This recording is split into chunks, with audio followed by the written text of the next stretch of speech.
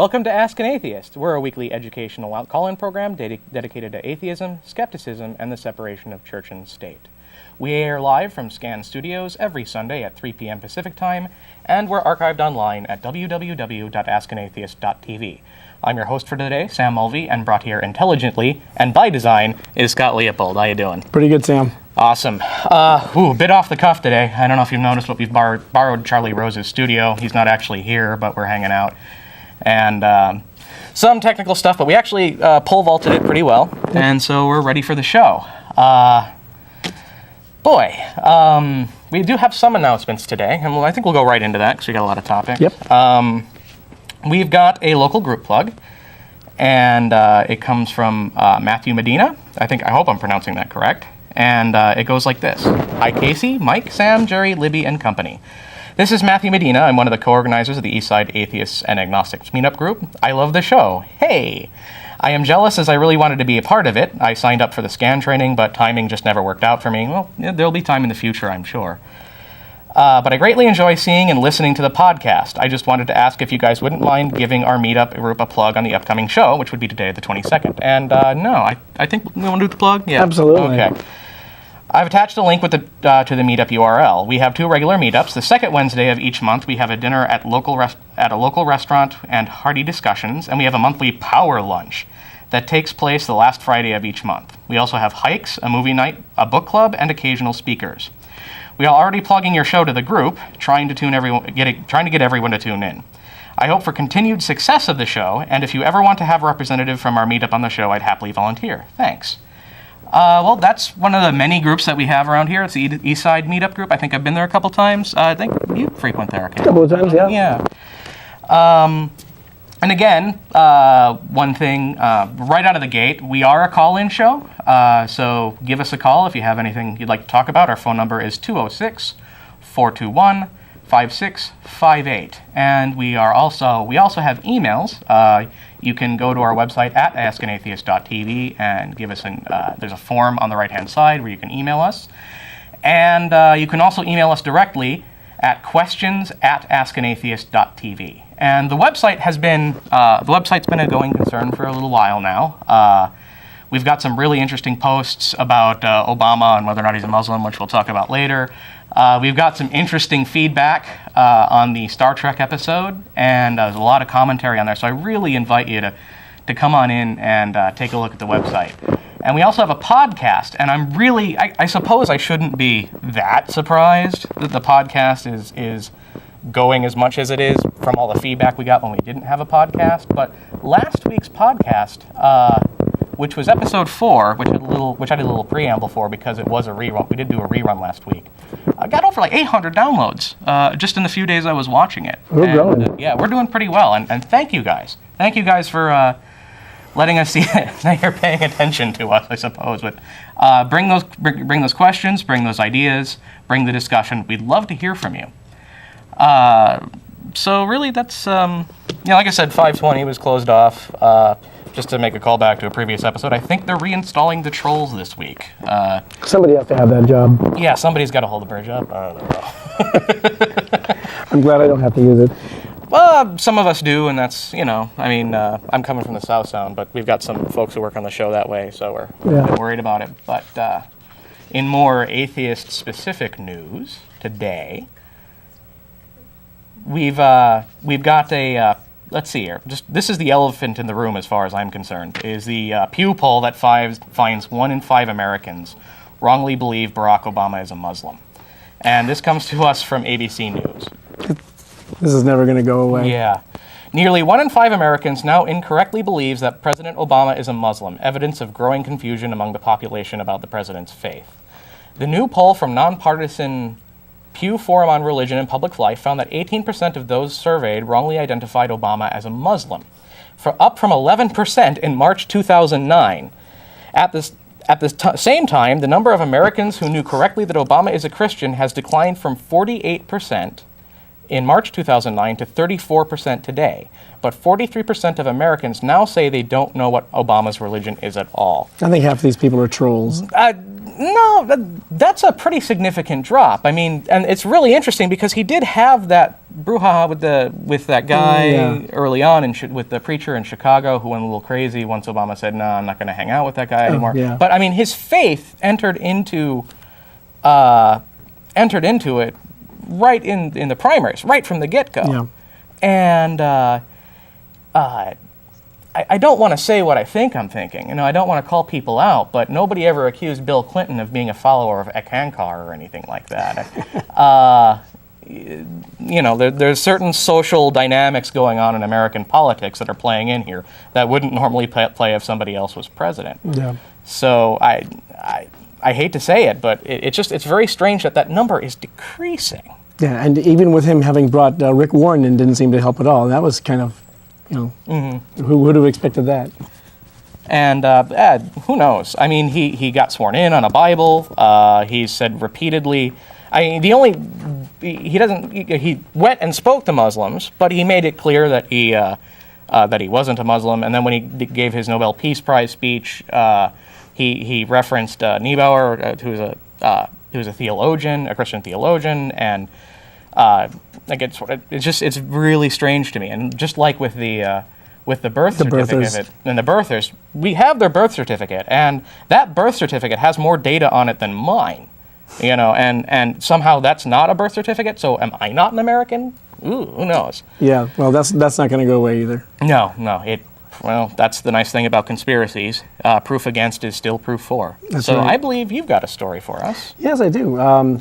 This one, Federal Appeals Court says highway crosses are unconstitutional. This is from Bill Mears, who's a CNN senior producer, and this is from Wednesday the 18th. Memorial crosses erected along Utah public roads to honor fallen state highway troopers have been found unconstitutional by a federal appeals court. A 3-judge panel of the 10th Circuit U.S. Court of Appeals ruled Wednesday that the 14 large crosses would be viewed by most passing motorists as, quote, government's endorsement of Christianity, unquote. We hold that these memorials have the impermissible effect of conveying to the reasonable observer the message that the state prefers or otherwise endorses a certain religion, unquote, concluded the Denver, Colorado-based court. The state of Utah and a private trooper association have the option of appealing to the U.S. Supreme Court. And Texas Atheists, a Texas-based group called American Atheists, successfully sued 5 years ago to have the nonprofit memorial project scrapped and crosses removed from the public property. In rejecting the crosses, the appeals court made several arguments, such as the large size and location of the crosses on busy public highways where motorists cannot help but notice. Other similar memorial crosses have been erected on public land, such as Arlington National Cemetery, to honor fallen war dead.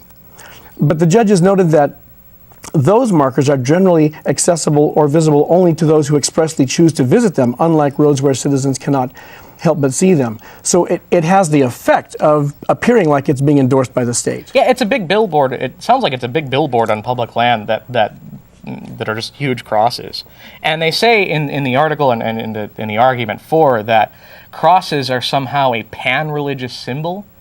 And that's really strange to me, considering that the cross is the symbol of one of the most important aspects of the Christian faith. Yeah, and these are 4 meters tall. These are really 4 meters 13 tall. feet tall. That's not a small decoration on the side of the highway. That's a big And statement. do they have other options? Like, can they get something other than a cross if the Nope. fallen officers? Nope. This is the interesting thing is we were talking about this before, and public land by definition is governed by the Bill of Rights. It's not like private land where I can say, I don't like what you're saying, scram. Yeah. And if one construes a public installation piece as speech, then they should. It seems like on its face you should allow public speech on public land. However, these are 4-meter crosses, and they're not innocuous. They're huge. I mean, it's not like a small symbol at the state capitol or something. Yeah. They really it dominates the landscape. And to me, it's like. If you have something that large and people can't help but notice it, it really does appear to be an endorsement. And I think, at least on a legal level, you could you could win this on at least one of the parts of the lemon test. It's excessive entanglement between the state and religion. Yeah. One of those grounds. But I think that I think it's going to have a hard time. The lemon test is something you're going to get into a little We're later. We're going to talk about that. Yep. I only heard about it recently, and I'm very interested in it. But our final story for today is comes to us from MSNBC, and it's a Saudi judge considers punishment by paralysis, just to show that we're not picking on Christians today. Amnesty International has spoken out against a Saudi judge who earlier this week asked hospitals in the country whether they cut the spinal cord of a man who was convicted of paralyzing another man in a fight. We urge the Saudi Arabian authorities not to carry out such a punishment, which amounts to nothing less than torture. Hasiba Haj Saruhi, director of Amnesty's Middle East and North Africa program, boy, I'm hoping that right, I hope I'm saying that right, said in a statement. While those guilty of a crime should be held accountable, intentionally paralyzing a man in this way would constitute torture and be a breach of the international human rights obligations. Earlier this week, the brother of the victim, Abdulaziz Al-Mutariri, 22, told the media that the judge in the case was making inquiries about the deliberate paralysis. The convicted man in the case allegedly attacked Al-Mutariri with a cleaver 2 years ago, leaving Al-Mutariri paralyzed. He subsequently lost one of his feet. And the story goes on to say that a copy of the medical report from King Khalid Hospital in Tabuk province, obtained by the AP, said that the same injury Al-Mutariri suffers from can be inflicted on his attacker using a nerve stimulant and inducing the same injuries in the same locations. The report was dated 6 months ago. Wow. There's not much I can add to this that wasn't already kind of in the story, is that this constitutes torture. And I've read it, and it looks like what happened was a fight, and fights usually are entered into by mutual agreement. But this is part of the reason I'm an atheist. This is what happens when you let religious law dominate your decisions about justice. We may not be perfect, but do you need a better example of why you need a separation of church and state? I mean, this is clear cut. How does paralyzing a guy rehabilitate him? How does it help the person who's been paralyzed? How does that pay the person back who was paralyzed? I mean, all the things that we look at to justice, save for pure revenge, are missing in this application of law. And is that how religion suggests that we run our society? Most religious people wouldn't say so. Most Muslims wouldn't say so. And for the most part, I'd believe them. But we do have this. But when you let religious ideas dominate the culture, you end up with some really crazy stuff, which is why we've gotten together today. And before we start on our topic, I'd like to again remind people that this is a call-in show, and our phone number is 206-421-5658. And if you call us, we'll get right on with our banana, Ray C. Crocoduck. Ta-da.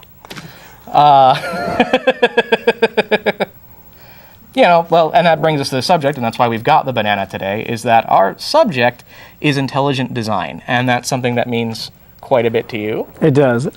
Intelligent design, what it is and what it isn't.